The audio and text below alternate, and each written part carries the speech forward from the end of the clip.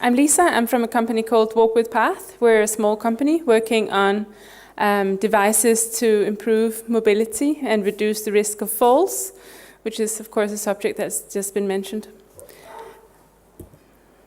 So I'm going to just briefly mention the impact of falls, just to kind of set the scene a little bit.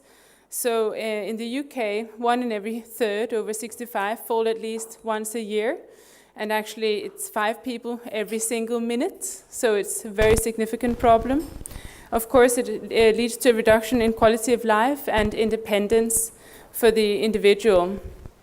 We're going to talk about 2 products here. So we've also got a specific product for freezing of gait, which was also mentioned earlier, a specific Parkinson's symptom.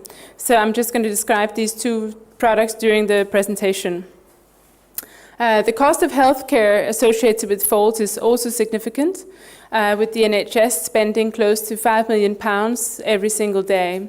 And our aim is to, of course, try and reduce that cost, but the main focus is on improving the quality of life for the individuals. Eric also briefly mentioned one of the problems around falls being that physiotherapy, which can be a very effective solution, has an incredibly high non-compliance rate. It's actually 70%, and it's therefore ineffective. So our first product is called Passfield. It's an insole that goes into a user's own shoes.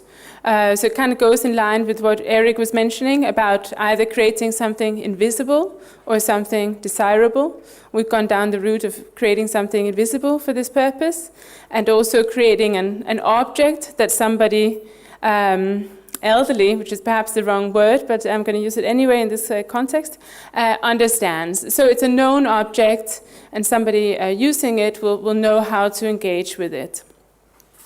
The insole that we have provides a vibrational feedback under the sole of the foot during walking.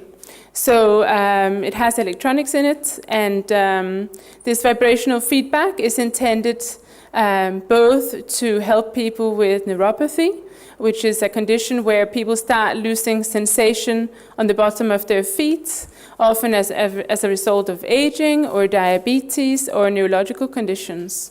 And the aim here is that the vibrational feedback very much enhances the natural sensation of touch that you have with the ground when your foot hits it. There's also a lot of indication that vibration can help to improve balance, and we're currently testing that with our specific device. Our second solution is called Pathfinder, and that's specific to people with Parkinson's. We briefly talked about freezing. Essentially, freezing is something that can happen to somebody with Parkinson's at any moment. It usually shows itself by the person wanting to walk, say, from where I am now over to the corner there through that doorway. Freezing can happen typically when you have a narrowing of space, so very much in the home, where you have doorways, tables, chairs that you need to navigate. And freezing manifests itself by the person walking and suddenly being unable to.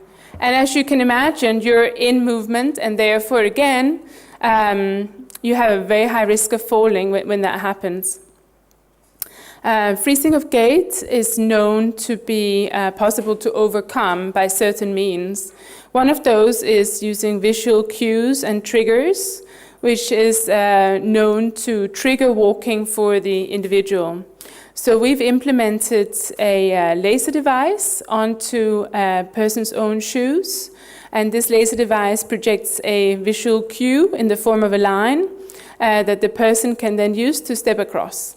It's activated by pressure, so in a sense, when the left foot is on the ground, it will project a line for the right foot to step across, and vice versa. So we've tested that with a university partner in the Netherlands, and found a 55% reduction in freezing of gait in our initial pilot, which we're looking to expand upon with a bigger study. Also, just to mention, Parkinson's UK did a kind of great research project recently with individuals with Parkinson's, their close ones, and also scientific professionals, and found that balance and falls was really the number one key issues for these populations. So the market is quite large for specifically sensory neuropathy. It's a problem of many different types of users, not only elderly and people with diabetes, can also be a side effect of chemotherapy.